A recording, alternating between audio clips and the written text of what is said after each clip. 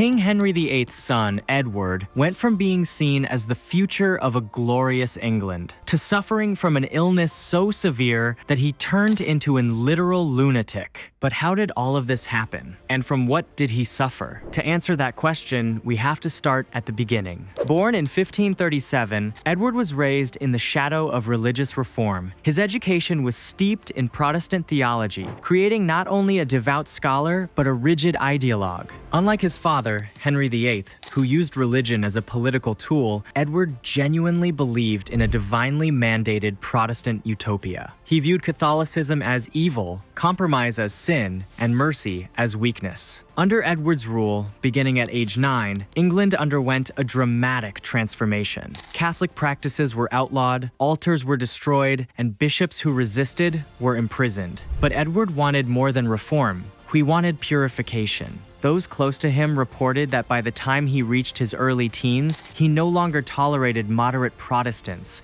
let alone Catholics. Loyalty to him meant total acceptance of his religious vision, even at the cost of blood. But the tables turned soon for Edward. In early 1553, at just 15 years old, Edward began to suffer from a mysterious illness. At first, the symptoms were mild: a persistent cough, fatigue, and intermittent fevers. His doctors believed it was a chest infection, perhaps influenza or bronchitis, but it quickly escalated. The boy who had once appeared energetic and focused grew thin, pale, and increasingly withdrawn. Edward became more erratic and obsessed with religious purity. He began plotting to exclude his Catholic sister Mary from the line of succession, fearing she would undo his Protestant reforms. But can a boy alone come up with these horrific ideas? His advisor John Dudley, Duke of Northumberland, drafted a plan to crown his Protestant cousin, Lady Jane Grey, instead. Their conspiracy even included talk of imprisoning or executing Mary and Elizabeth to eliminate any Catholic threat. The boy was more or less controlled by him. That even worsened his horrible beliefs. But from what did he suffer so horribly? Today, historians believe he suffered from advanced tuberculosis, a deadly and untreatable disease at the time. The infection spread from his lungs throughout his body,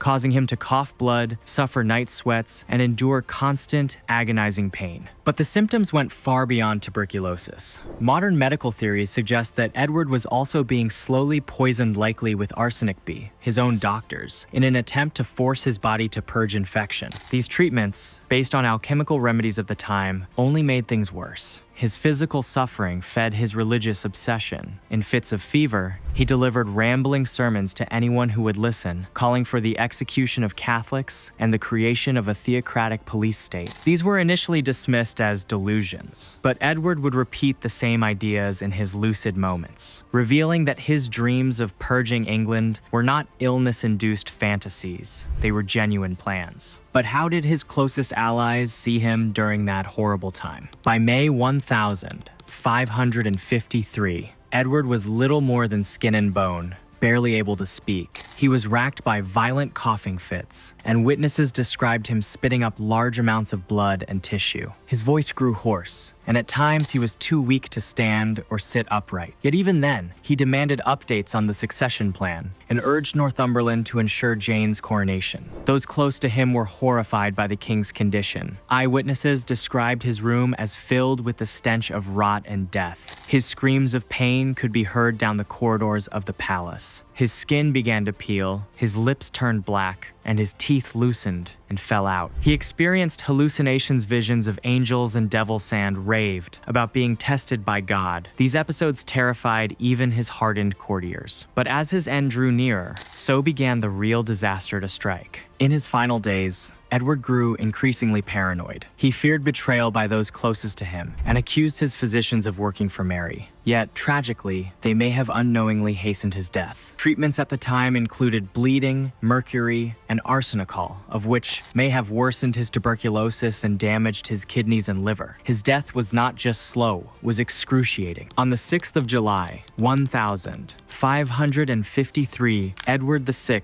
died at Greenwich Palace. His final hours were spent in agony, alternating between fevered prayers and incoherent screams. His last coherent words, according to some accounts, were a curse on Mary and a plea for God to preserve England from Catholicism. There were no words of forgiveness, no mention of family, no softening of spirit. His end, like his reign, was defined by religious extremism and physical torment. His death did not bring the triumph he had hoped for. Within days, his plans collapsed. Jane Grey was briefly proclaimed queen, but support evaporated quickly. The English public, including many moderate Protestants, rallied behind Marie only to prevent the rise of the theocratic nightmare Edward had envisioned. The boy who had believed he was saving England from spiritual ruin had instead driven it toward civil war. In the years since, Edward's reign has been reinterpreted by historians. Once seen as a powerless child manipulated by advisors, Edward is now understood as a passionate, sometimes fanatical ruler who actively shaped policies and pursued religious persecution with enthusiasm. His personal writings show deep involvement in statecraft, detailed records of those to be punished, and chilling ideas for enforcing religious conformity. His brief reign was not one of innocence, but of ideologically driven cruelty.